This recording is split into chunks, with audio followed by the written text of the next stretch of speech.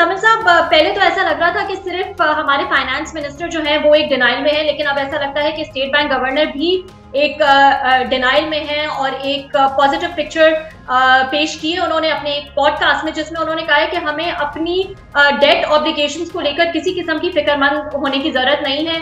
हमारी तमाम external obligations जो है वो हम मीट कर जाएंगे। उन्होंने एक ब्रेकअप भी दिया। उन्होंने कहा $33 बिलियन की हमारी टोटल फाइनेंसिंग नीड्स हैं, जिसमें से 10 बिलियन जो है वो हमारा करंट अकाउंट का खसारा है और 23 बिलियन हमारी डेट पेमेंट्स है। मुझे ऐसा लग रहा था कि ये उनके सबऑर्डिनेट बनके फाइनेंस मिनिस्टर के ज्यादा बात कर रहे थे और इन्होंने उस तरह कहा नहीं कि करंट अकाउंट हमारा 10 है तो इसको कम होना चाहिए, या हमारी जो डेट ऑब्लिगेशन $23 अरब है इसमें शॉर्ट टर्म डेट लेंगे, क्या लेंगे।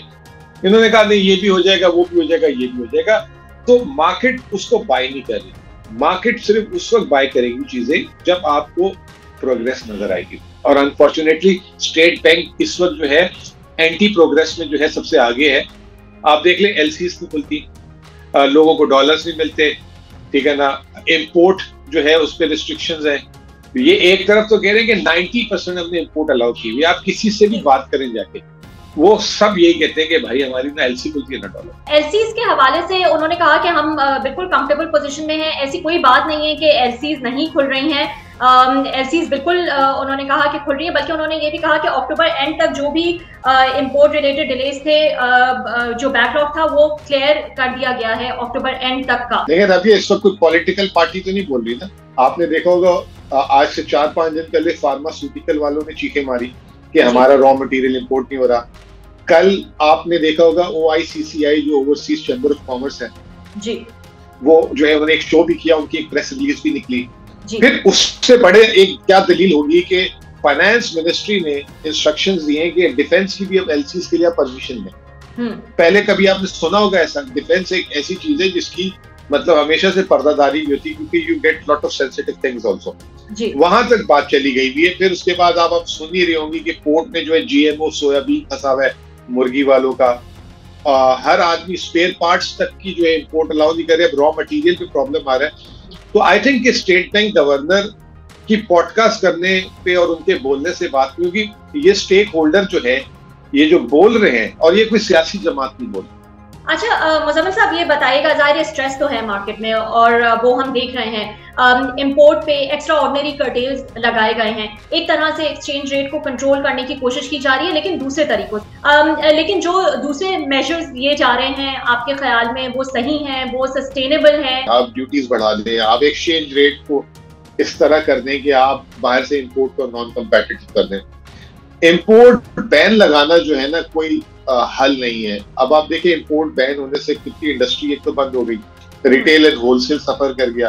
फिर मैं और आप वही चीज जो पहले 100 की खरीदते थे, अब 125 की 140 की खरीद रहे हैं। कंज्यूमर पे बर्डन हो गया और मिडिल मैन अब वो कमा रहा है। अभी आपसे बात हो रही है, इसाकदार साहब ने इंटर मिनिस्ट्रियल मीटिंग की है जिसमें governor state bank, FIA, agencies के लोग और तमाम लोग, और उनसे बात कर रहे हैं कि जो बॉर्डर से स्मगलिंग हो रही है डॉलर की, यूरिया की, वीट की, तो स्मगलिंग शुरू हो गई है। और आपने एक फॉर्मल इकोनॉमी को इनफॉर्मल इकोनॉमी की तरफ मूव कर दिया, जिसकी वजह से हुंडी हवाले का काम भी ज्यादा हो गया, एक्सचेंज रेट भी इनस्टेबल हो गया, और गवर्नमेंट अपने टैक्स में भी सफर कर रही है, और सबसे इंपॉर्टेंट आवाम सफर कर रही है। तो मुज़म्मिल साहब, ये बताइएगा किस किस्म के मेजर्स लिए जा सकते हैं आपके ख्याल में इस वक्त? इस किस्म के मेजर्स लेना, क्योंकि ऑब्वियसली एक्स्ट्रा ऑर्डिनरी सिचुएशन तो है, ये तो हम सबको पता है। फिर दूसरी तरफ ये भी सजेशन की जा रही है कि मार्केट आवर्स को कम कर दिया जाए ताकि हम अपने अखराजात पे जो है वो कंट्रोल कर सकें। सो यू थिंक कि अब वो पॉइंट आ गया है कि हुकूमत को ये कुछ सख्त मेजर्स लेने पड़ेंगे? देखिए, मार्केट के आवर्स कम कर दें या बंद कर दें, अब बराबर हो गई है, क्योंकि अब लोगों के कुव्वत खरीद ही नहीं। आप सेल्स के नंबर तो देखें, 47% कार्स डाउन, 70%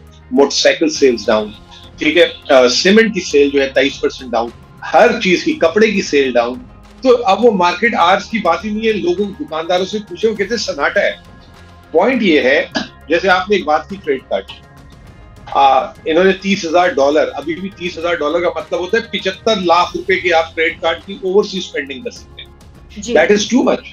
आप इसको थोड़ा सा स्क्वीज कर लें, तो ये थोड़े से स्मार्ट मूव करने पड़ेंगे। लेकिन ये जो रिस्ट्रिक्शंस लगा देते हैं ना ये चीजें, उससे क्या होता है, महंगाई भी बढ़ती है और आपकी इकोनॉमी शिफ्ट हो जाती है इनफॉर्मल इकोनॉमी की तरफ। ठीक है मुज़म्मिल साहब, एक और चीज जो उसमें मेंशन की गई पॉडकास्ट में कि इनफ्लोज जो है हमारे 5 महीने के अंदर सिर्फ $4 बिलियन के आए हैं, लेकिन गवर्नर स्टेट बैंक बहुत पॉजिटिव हैं कि अगले जो सेकंड हाफ है फिस्कल ईयर का, उसमें इनफ्लोज आ जाएंगे और बहुत बेहतर सिचुएशन होगी हमारे रिजर्व्स की। So do you agree with that? जो मैं समझा हूँ जी कि गवर्नर के जो इनफ्लो की इंफॉर्मेशन है वो शायद मल्टीलैटरल एजेंसीज की हो कि आईएमएफ से इतने पैसे आने हैं या वर्ल्ड बैंक या एडीबी से, बाकी तो सारे बायलैटरल है ना। इसारदार और फॉरेन मिनिस्ट्री का काम है कि सऊदी अरब से या वजीर आजम का कि सऊदी अरब क्या देगा, कतर क्या देगा, चीन क्या देगा, ये क्या देगा। हमें रियलिस्टिक होना चाहिए। सऊदी अरब ने भी कह दिया कि पाकिस्तान में पॉलिटिकल स्टेबिलिटी होगी तो पैसे, लेकिन $3 बिलियन की जो बात की गई है, जो बात करें, काफी पुरुमीद है हुकूमत भी और स्टेट बैंक भी कि वो 3 बिलियन जो है वो सऊदी अरब से आ जाएंगे और बहुत जल्द आ जाएंगे। देखिए आ जाए, लेकिन 3 बिलियन से काम नहीं होना ना। आपको 3 साल में $75 अरब चाहिए। और प्रॉब्लम पता है इस वक्त इंटरनेशनली फाइनेंशियल स्क्वीज है। पाकिस्तान की बैड लग हो गई है कि एक तो हम मर रहे थे डोमेस्टिकली, जो हम बाहर से पैसा लेते थे, इंटरनेशनली यूएस फेड के रेट, इंटरनेशनली रिसेशन, तो आपको जो कमर्शियल लैंडिंग होती थी वो आपको नहीं मिलेगी। अब उसके लिए आपको एवेन्यू निकालना पड़ेगा। अभी एवेन्यू इनके पास नहीं है because of the instability, because of the IMF seesaw. क्या उम्मीद क्या है आपकी, क्या खबरें हैं आपकी? आपको लगता है कि IMF का रिव्यू हो जाएगा एनी टाइम सून? और अगर इसमें और डिले आता है या रुकावट आती है तो ये जो हमें उम्मीद है कि फ्रेंडली कंट्रीज से हमें कोई मदद आ जाएगी, तो क्या ये पॉसिबल हो भी पाएगा? देखिए अभी हमने एक सेमिनार किया था आज से 15 दिन पहले, जिसमें खान साहब ने बात की थी। इकोनॉमिक सेमिनार था। उसमें जो हमारे एक फॉरेनर था और एक यहाँ पे जो हमारे प्राइवेट सेक्टर के लोग थे इंडिपेंडेंट, उन्होंने एक बड़ी अच्छी बात बोली कि पाकिस्तान इस वक्त जो है एक अननोन में रह रहा है। अननोन का मतलब ये कि when is the election, no one knows के 3 महीने बाद है या 9 महीने बाद है। और उन्होंने इसमें यह कहा कि जब तक इस अननोन में रहेंगे the country is continue to suffer because nobody wants to play in uncertainty. तो ये अननोन जिस दिन हट जाएगा ना, कि आज हमें पता लग गया कि आज इन दोनों में तय हो जाए कि मई में इलेक्शन है या मार्च में इलेक्शन है, तो वो जो है ना आप देखेंगे कि चीजें रिवर्स होना शुरू हो जाएंगी, कॉन्फिडेंस रिस्टोर होना शुरू हो जाएगा। लेकिन अगर इसमें बहसबाजी चलती रही और फैसला नहीं हुआ तो ये हम देखेंगे कि worst is not behind us, it's still ahead. लेकिन मुज़म्मिल साहब, ये तो पॉलिटिकल स्टेबिलिटी की बात हो गई। इसके अलावा क्या ऐसे क्विक फिक्सेस हम इस वक्त कर सकते हैं कि हम मुल्क की माशी सूरत हाल को कुछ बेहतर बना सके? जाहिर है पॉलिटिकल स्टेबिलिटी एक प्रायोरिटी होती है इन्वेस्टर कॉन्फिडेंस के लिए, ओवरऑल कॉन्फिडेंस के लिए, लेकिन और क्या क्विक फिक्सेस हो सकते हैं? देखें, एक्सचेंज रेट को मार्केट बेस करें। पहले तो ये जो लड़ाई कर रहे हैं 200 से नीचे होना चाहिए, आप वो से मुकर के 222-23 रखा हुआ है। ओपन मार्केट में 250 के, जिसकी वजह से आपकी रेमिटेंस सफर कर रही है, एक्सपोर्ट सफर कर रही है। सबसे पहले तो एक्सचेंज रेट को मार्केट बेस करें।